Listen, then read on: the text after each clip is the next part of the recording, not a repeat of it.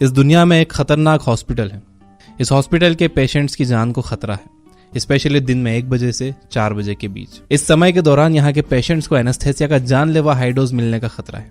इस समय के दौरान हो सकता है कि यहाँ के हेल्थ वर्कर्स पेशेंट्स को ट्रीट करने से पहले अपने हाथों को अच्छे से सैनिटाइज नहीं करते हों, और इसी समय के दौरान यहाँ पर जांच करवाने आए पेशेंट्स की बीमारी भी डिटेक्ट नहीं होने के चांसेस होते हैं। अगर आप एक पेशेंट होते तो आप शायद इस हॉस्पिटल में कभी नहीं जाना चाहते, बल्कि आप सब लोगों को इस हॉस्पिटल से दूर रहने की सलाह देते।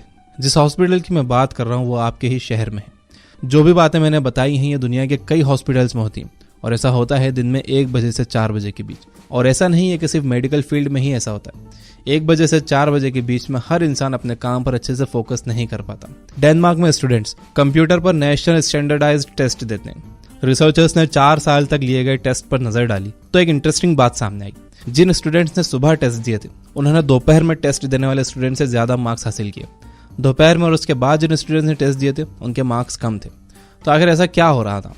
आपने भी नोटिस किया होगा कि दोपहर में आपको आलस आती है, हम कम प्रोडक्टिव हो जाते हैं, आप उतने मोटिवेटेड नहीं रहते हो, आप काम पर ठीक से फोकस नहीं कर पाते हो, और इस समय में आप जो भी काम करते हो वो लो क्वालिटी का होता है। इसे कहते हैं द आफ्टरनून स्लंप। तो ये आफ्टरनून स्लंप क्यों होता है पहले हम ये देखेंगे और फिर देखेंगे इसे कंट्रोल करने के तरीके। आफ्टरनून स्लंप के पीछे एक बायोलॉजिकल रीजन है। हमारी बॉडी के कई फंक्शंस हमारी सर्कैडियन रिदम कंट्रोल करती है। यह रिदम एक इंटरनल क्लॉक की तरह काम करती है। यह हमारे hormones, body temperature, blood pressure और कई चीज़ें कंट्रोल करती है। अगर आपको कभी हैरानी हुई हो कि आपकी बॉडी को कैसे पता चलता है कि कब सोना है और कब जागना है, तो ये होता है आपकी सर्कैडियन रिदम की वजह से। जब सोने का टाइम होता है तो आपकी बॉडी मेलाटोनिन रिलीज करती है और आपको नींद आने लगती है। जब जागने का टाइम होता है तो बॉडी मेलाटोनिन रोक देती है और कॉर्टिसोल रिलीज करती है, जिससे आप जाग जाते हो। सर्कैडियन रिदम हमारी अलर्टनेस, हमारी मेंटल एबिलिटी और एनर्जी लेवल पर भी असर डालती है। हमारे सोचने और समझने की ताकत दिन भर एक जैसी नहीं रहती।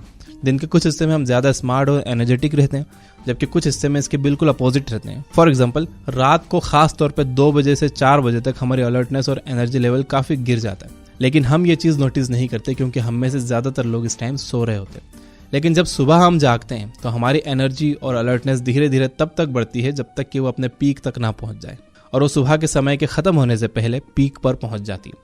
इस समय हमारे सोचने समझने की ताकत काफी अच्छी रहती है, और फिर ये दोपहर में गिरना शुरू होती है, जिसे आफ्टरनून स्लंप कहते हैं। ये गिरावट सुबह उठने से करीब 7 घंटे बाद शुरू होती है, यानी कि 1 बजे से 4 बजे के बीच। इसी वजह से इस टाइम मेडिकल प्रोफेशनल ज्यादा मिस्टेक करते हैं, स्टूडेंट्स कम स्कोर करते हैं, और आप अनफोकस्ड और अनमोटिवेटेड रहते हो।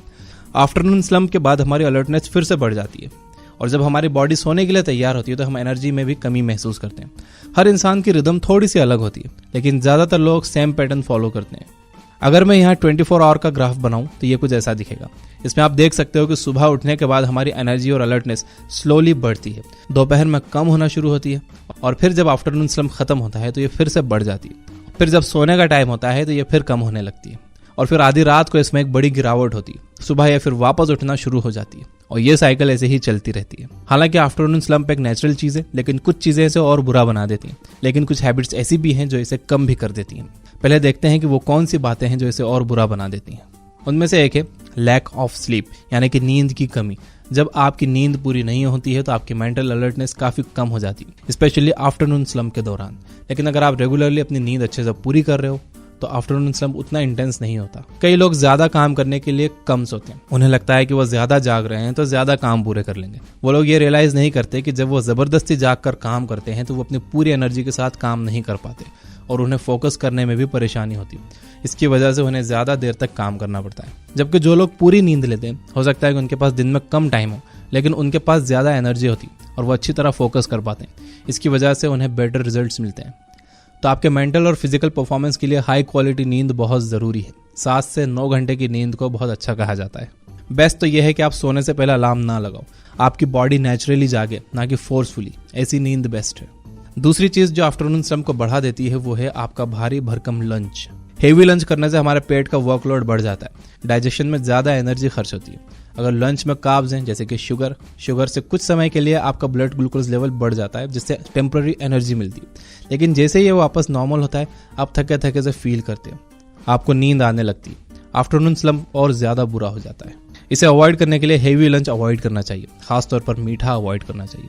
हेवी लंच के बजाय छोटे छोटे टुकड़ों में खाना खाओ। सिर्फ कार्ब्स मत लो, अलग अलग न्यूट्रिएंट्स लो, जैसे कि प्रोटीन, फैट, फाइबर। मैंने जो डेनमार्क में स्टूडेंट्स के टेस्ट के बारे में बताया था उसके बारे में कई लोग ये सोच सकते हैं कि जब सुबह रिजल्ट्स अच्छे आते हैं तो फिर सारे स्टूडेंट्स के टेस्ट सुबह में ही ले लेना चाहिए, लेकिन रिसर्चर्स ने कुछ और भी पता किया था। दोपहर में टेस्ट देने वाले जो स्टूडेंट्स टेस्ट के बीच में 15-20 मिनट्स का ब्रेक लेकर रिलैक्स करते हैं, चलते फिरते हैं, खाते पीते हैं, गपशप करते हैं, उनके मार्क्स कम नहीं हुए थे बल्कि उनके मार्क्स बढ़ गए थे, हालांकि उन्होंने दोपहर में टेस्ट दिए थे। हमारे पास ब्रेक लेने को अच्छा नहीं समझा जाता, लोग ब्रेक लेने वाले को आलसी कहते हैं, बल्कि हम खुद को ही आलसी समझते हैं, क्योंकि ज़्यादातर लोग समझते हैं कि ज़्यादा काम करने के लिए कंटिन्यूस काम करना चाहिए। तो हम बहुत देर तक बिना रुके काम करते हैं जिससे हम मेंटली थक जाते हैं, स्लो काम करते हैं, फोकस नहीं रहते, इसलिए गलतियां भी ज़्यादा करते हैं। आपने भी ये नोटिस किया होगा कि जब आप अपने काम पर फोकस करने की कोशिश करते हो तो आपका माइंड कहीं और घूम फिर रहा होता है, कुछ और ही सोच रहा होता है। ब्रेक लेने को हम बहुत गिरा कर देखते हैं। अगर हम आफ्टरनून स्लंप में ब्रेक लें तो ये हमारी प्रोडक्टिविटी बढ़ा सकता है। जब आप काम से ब्रेक लो तो उसमें 4 चीज़ें शामिल होनी चाहिए। Number 1, detachment. जब आप ब्रेक लो तो आपको अपने काम के बारे में बिल्कुल नहीं सोचना चाहिए। अगर आप काम के बारे में ही सोचोगे तो यह आपकी दिमागी थकान बढ़ा देगा, इसलिए आपको कुछ ऐसा सोचना चाहिए जो आपके काम से रिलेटेड ना हो और जिसमें ज़्यादा दिमाग ना चलाना पड़ता हो।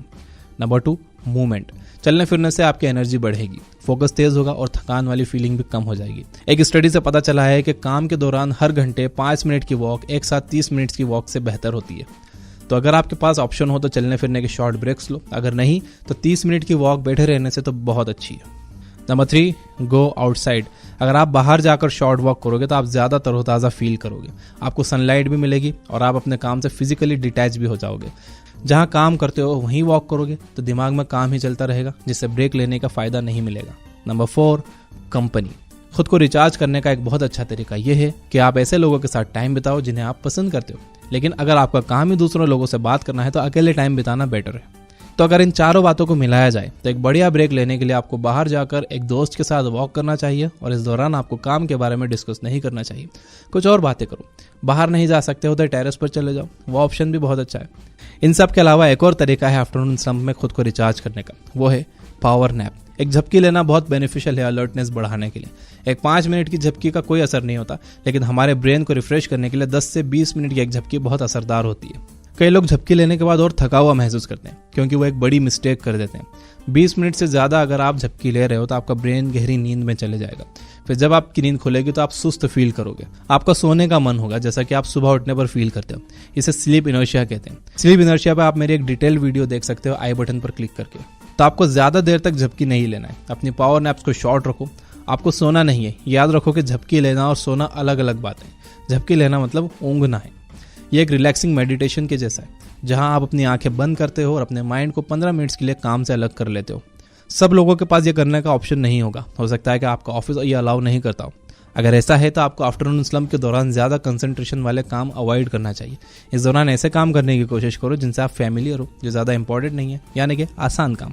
आपको सबसे इंपॉर्टेंट और मुश्किल काम आफ्टरनून स्लंप से पहले या फिर बाद में करने चाहिए, क्योंकि इस समय आपके सोचने समझने की ताकत, आपके अलर्टनेस उसके पीक पर होती है और आप अच्छा काम कर पाते हो।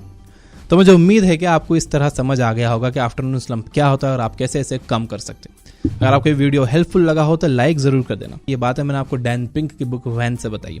इस बुक की समरी और इसके जैसी सैकड़ों बुक्स की समरी यह बुक ऐप पर हिंदी में अवेलेबल है और इस पर अभी 300 रुपीज़ का डिस्काउंट भी चल रहा है। Finally, you guys are amazing. Keep reading, keep learning, keep growing. Thank you for watching.